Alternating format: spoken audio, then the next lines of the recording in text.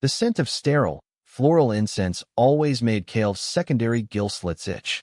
It was a fragrance for the ancient, for those who lived in the high, luminous reaches of Etheria Centralis where the air was filtered and the history was polished to a blinding sheen. Cale adjusted his data stylus, his forefingers trembling as he looked up at the High Judicator. Xylia Valerius stood like a monument of liquid silver, her ceremonial plate reflecting the council in distorted, shimmering curves. She was 7 feet of genetic perfection, a warrior princess whose very presence made the atmosphere in the chamber feel pressurized.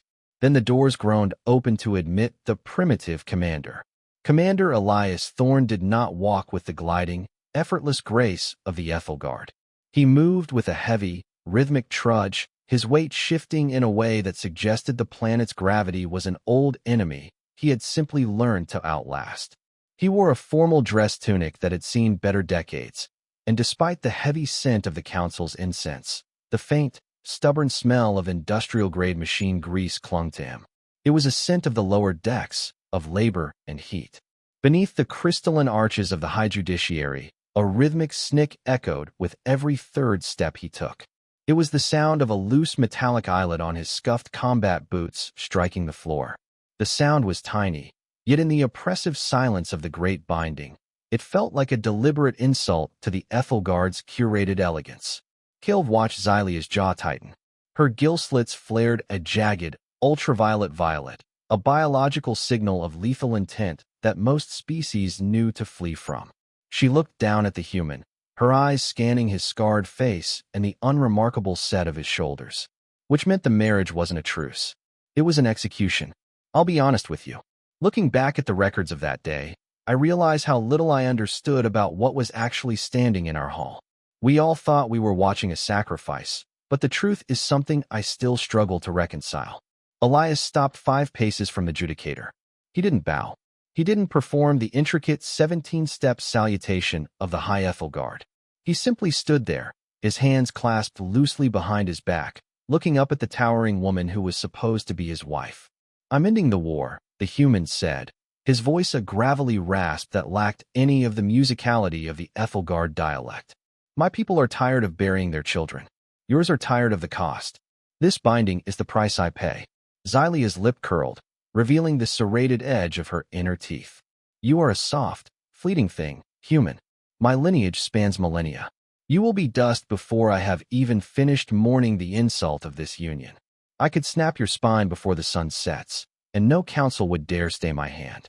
Elias didn't flinch. In fact, he smiled. It wasn't a smile of aggression, but a calm, weary expression that seemed to absorb her threats without letting them through. "Then do it," he replied softly. "But while I'm still standing, we have a ceremony to finish." The estate at Etheria Centralis was a cage of gold and glass. In the weeks that followed, Cale was assigned as the human's primary attendant, a role that was essentially a polite way of saying jailer. He watched as Xylia subjected Thorne to a series of petty, calculated cruelties. She moved through the estate with a violent speed, forcing the human to run just to keep pace. She spoke only in the most archaic, complex dialects of High Ethelguard, assuming he would be lost in the linguistic maze. And yet, the human didn't blink. Elias spent his nights in the library, his eyes bloodshot as he translated ancient scrolls. He didn't ask for help. He didn't complain about the lack of oxygen in the high-altitude estate. Instead, he began to learn. The first real test came during the morning sparring ritual. Xylia appeared in the training ring wearing only her light, dueling leathers, her skin humming with a faint, bioluminescent glow. She held a practice blade of weighted obsidian.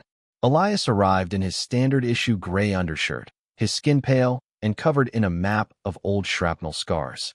"Hit me," Xylia commanded, her voice echoing off the training pylons.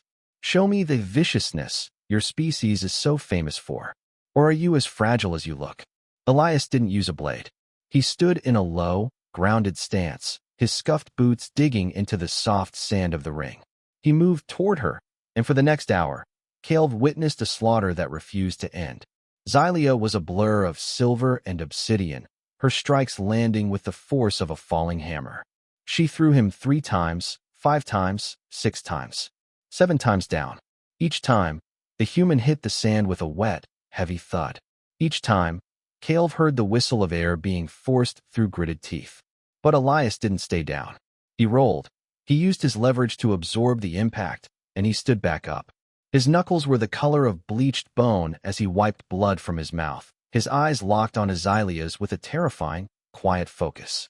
He wasn't trying to win. He was simply refusing to go away.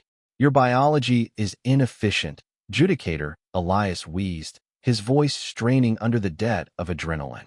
You fight for the peak of the strike. You're built for the sprint. Humans?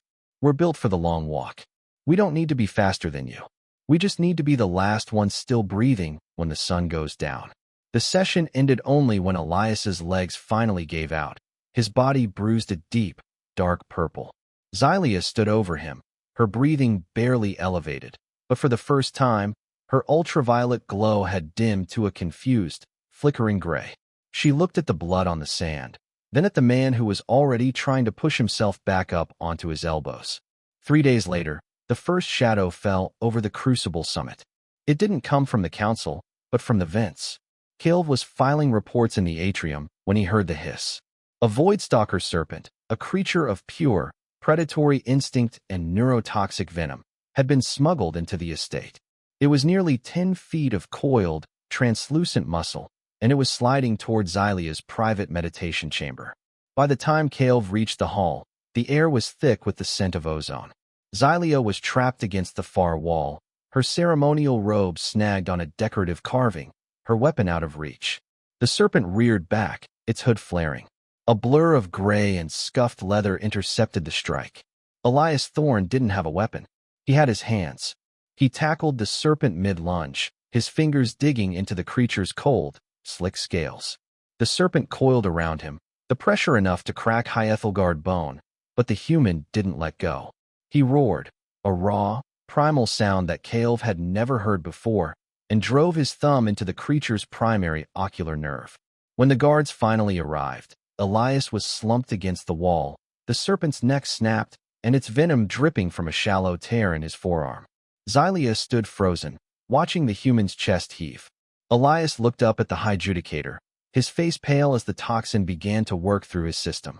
Then, in perfect, unaccented Hyethelgard, he spoke. The conspirators in the third tier of the council sent this, he whispered. Their names are Valen, Krell, and Orise. You should probably go deal with them. I think I need a nap. He didn't wait for her thanks. He didn't wait for the doctors. He simply closed his eyes, his scuffed boots finally still on the crystalline floor. The recovery from the Voidstalker's venom took weeks, but the recovery of the Ethelgard's pride took much longer. Caleb watched from the periphery as the dynamic within the estate shifted. It wasn't a sudden explosion of affection, but a slow, tectonic realignment. Xylia began to accompany Elias on his evening walks through the Etheria Centralis gardens. She no longer walked 3 paces ahead. She adjusted her stride, her silver greaves clicking in a mirrored rhythm with the heavy thud of his scuffed boots, which suggested a different kind of strength. During the final trial of worth at the Crucible Summit, the council expected a demonstration of human submission. Instead, they witnessed a symphony of interspecies synergy. When the combat drones surged forward, Elias didn't hide behind Xylia's shield. He moved like a shadow in the gaps of her defense, using his shorter stature and vicious creativity to trip the larger constructs, creating openings that Xylia exploited with surgical precision. They didn't just win, they dismantled the challenge. The High Judicator didn't offer a speech afterward. She simply reached out and gripped Elias's forearm, her ultraviolet glow settling into a steady, peaceful amber. We all believed that was the end of the story. The marriage had been forged, the truce was solid, and the galaxy felt safe for the first time in an age. We were wrong. The skittering swarm didn't send a declaration of war. They simply arrived. A moon-sized hive ship, chittering with 1 trillion hungry minds, dropped out of warp on the edge of the system and began to unravel the outer defense grid like wet paper. The Ethelgard fleet, for all its luminous glory and ancient tradition, was being suffocated by sheer, mindless numbers. In the command center of the Crucible, the air was thick with the smell of scorched circuitry and the frantic hum of failing sensors.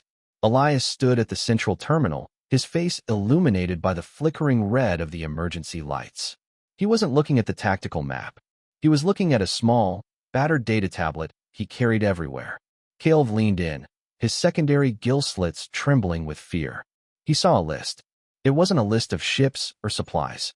It was a list of names, the 1,000 souls Elias had lost during his long years of command. Every night, the human had recited them in a low, rhythmic whisper, a mundane ritual that Caleb had once dismissed as a primitive superstition. Because the names weren't just data. They were a weight he carried so no one else had to. The hive's neural core was protected by a shifting lattice of organic armor that blocked every long-range Ethelgard beam. The only way to stop the invasion was a boarding mission, a suicide run. Elias didn't look back as he strapped on his flight helmet. He didn't wait for a committee to approve the cost. Xylia caught him at the hangar bay, her armor dented, her eyes wide with a very human kind of terror. "You cannot," she whispered, her voice cracking for the first time. "The Ethelgard do not throw away their kings." Elias gripped her hand, his thumb brushing over the silver of her gauntlet. "I'm just a soldier, Xylia, and soldiers finish the job." He drove that tiny, vibrating needle of a boarding craft directly into the chittering, organic maw of the hive's neural core, ignoring the screaming alarms and the hull melting into liquid slag around him, focusing only on the rhythm of the names he had memorized until the darkness finally swallowed the telemetry. The core detonated. The swarm died in a collective psychic scream that shattered every window on Etheria Centralis, the moon-sized ship collapsing into a spectacular, silent flower of fire. The debris field became a graveyard of obsidian and steel, a chaotic landscape of what once were the proudest ships in the galaxy. For 3 days, the Ethelgard searched. They found plenty of wreckage, but no signs of life. Xylia stayed on the bridge of the resonant blade, her glow gone entirely, her skin a dull, lifeless gray. Then, a faint, rhythmic pulse hit the sensors. It wasn't a distress code. It was a simple, repeating audio signal. Snick, snick, snick. Beneath a floating slab of hive core armor, they found the wreckage of the boarding craft. Elias Thorne was alive, barely, curled into a corner of the pressurized cockpit with his boots propped up against the cracked glass. He was too stubborn to die. Internal Security Memo, Archive 114. B. From Junior Attendant Caleb, Acting Scribe, 2. The High Judiciary Council Subject, Reclassification of Human Species Resilience. The human, Commander Elias Thorne, has been stabilized. He remains largely unrepentant for the destruction of the boarding craft. It is the recommendation of this office that we cease referencing humans as primitives or fleeting things. They do not fight for the peak of the strike. They fight for the breath after it. The High Judicator has not left his side.